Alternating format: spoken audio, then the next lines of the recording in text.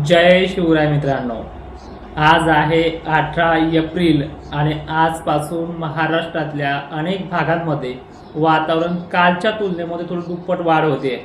पण 20 तारखेपर्यंत मराठवाडा, विदर्भ, खानदेश आणि पश्चिम महाराष्ट्रामध्ये काय पराक्रम होतोय, म्हणजे किती प्रमाणामध्ये गारपीट, वादळी वारे, हे सगळ्या गोष्टीची पूर्वकल्पना अगोदर दिली असली तरी या 2 दिवसांमध्ये अनेक ठिकाणी बऱ्याच भागांमध्ये वाऱ्याचा, कावराचा प्रश्न उपस्थित होणार आहे. त्याबद्दल आपण आज हा व्हिडिओ शेवटपर्यंत पहा. व्हिडिओला सुरुवात करण्या अगोदर महात्मा विश्वगुरु श्री संत बसवेश्वर यांना आपण जयंतीनिमित्त सर्व हिंदू बांधवांना मनपूर्वक शुभेच्छा देऊयात. धन्यवाद.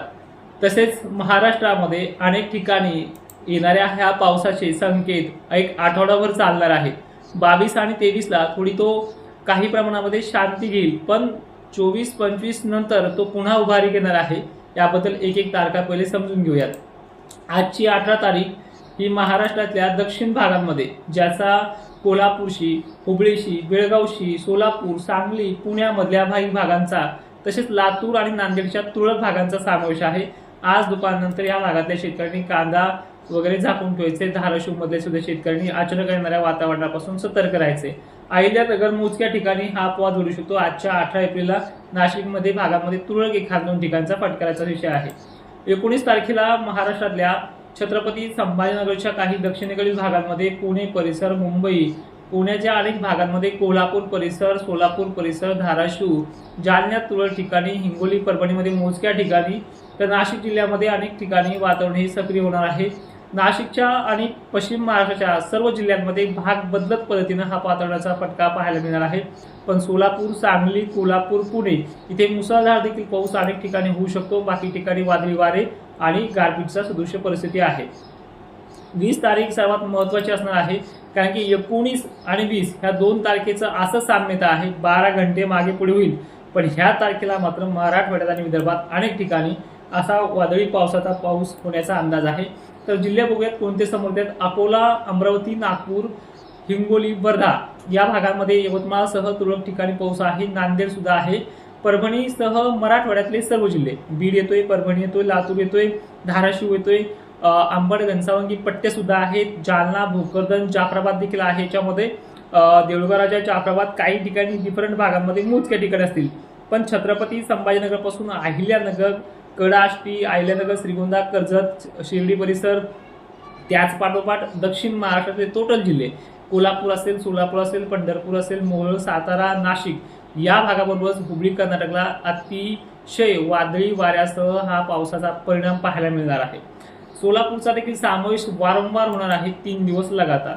हे वातावरण रात्री बेरात्रीपर्यंत विदर्भाच्या आणि मराठवाड्याच्या काही डिफरंट भागांमध्ये, म्हणजे दक्षिण असेल, पूर्व असेल, अशा भागांमध्ये विदर्भाची व्याप्ती मॉडेलनुसार कमी दाखवली जाते. म्हणजे विदर्भामध्ये म्हणावा असा आणि मोठा धाक दिसत नाहीये, पण तरी सतर्कता ठेवणं ही काळाची गरज ठरणार आहे. कारण की उष्णता एवढी भयानक आहे की तुम्हाला ह्या गोष्टीपासून संरक्षण व्हावाशी निसर्गाची आणि तुमची तयारी असावी.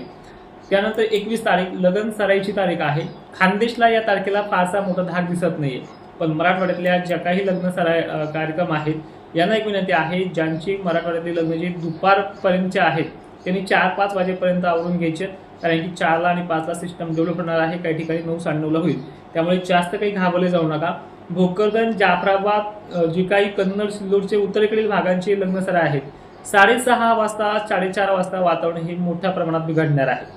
पण याच्यामध्ये व्याप्ती मात्र खूप कमी, त्यामुळे बऱ्याच लग्न कार्याच्या विघ्नांचा अडथळा हाताळला जाणार आहे. 4-2 ठिकाणी अपवाद घडू शकतात. 1-2 ठिकाणी भोकरदन, जाफराबाद, कन्नड, सिल्लोड यांना थोडा दिलासा मिळतोय. कारण की 21 तारखेच्या अगोदर 20 तारखेला मोठा पराक्रम झाला, पहाटेपर्यंत जर पाऊस झाला, तर 21 तारीख लग्नासाठी विघ्नहर्तासारखी होऊ शकते तुमच्या भागामध्ये. मात्र या दिवशी कोल्हापूर, सांगली, सोलापूरला कोणत्याही क्षणी वातावरण हे सक्रिय होईल. गारपीट सदृश्य परिस्थिती, वादळी वारे देखील असणार आहे. 22 तारखेला बघूयात काय होणार आहे. 22 तारखेचं वातावरण हे डिफरंट भाग, म्हणजे कर्नाटकचा अनेक भाग याच्यामध्ये जोडला जाईल. हुबळी, श्रीगोंदा, विजयपुरा अशा अनेक भागांचा समावेश आहे. महाराष्ट्रासाठी ही तारीख थोडी सौम्यपणा दाखवेल, म्हणजे फक्त मराठवाड्यात आणि विदर्भातच याचा आभाळ येणं, ढगाळलेली परिस्थिती होणं, अशा गोष्टी घडू शकतात. येणारी 23 तारीख ही महाराष्ट्रामध्ये पावसाचा तीव्रता कमी करणार आहे। 2 दिवसासाठी किंवा 3 दिवसासाठी ही पावसाची परिस्थिती फक्त दक्षिण भागापुरतीच मर्यादित राहील। विदर्भ, मराठवाडा, खानदेश भाग मोकळा होऊन जाईल। मात्र हे वातावरण फक्त 2-4 दिवसाच्या मर्यादेसाठी 2-3 दिवसाच्या मर्यादित वेळेसाठी थांबेल। पुन्हा 26-27 पासून वातावरण हे ऍक्टिव्ह होणार आहे। त्यामुळे या वातावरणामध्ये काळजी कशी घ्यायची। आता पुन्हा 18 तारखेपासून ते आपण ह्या 2-3 दिवसांमध्ये काय कोणत्या भागांमध्ये आणि काय होऊ शकतं याबद्दल थोडंसं आणखी सखोल सांगूया।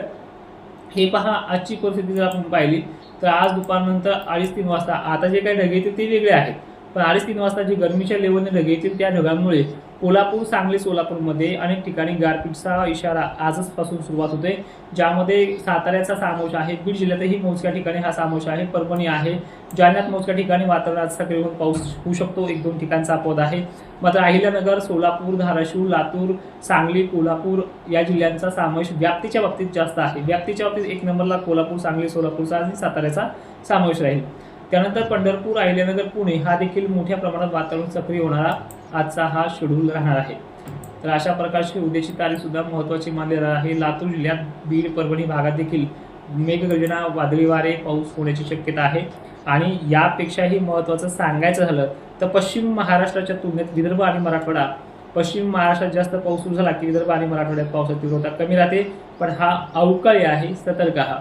आता बऱ्याच शेतकऱ्यांचे गोट कांद्यांचं अनेक जणांचं नियोजन चालू आहे, तर जास्त घाबरले जाऊ नका। व्याप्तीचा विषय विदर्भ, मराठवाड्यामध्ये 25च्या आसपासच राहील असा अंदाज आहे। बाकी पश्चिम महाराष्ट्राला, दक्षिण महाराष्ट्राला तीव्रता जास्त आहे। जय शिवराय, जय बसवेश्वर।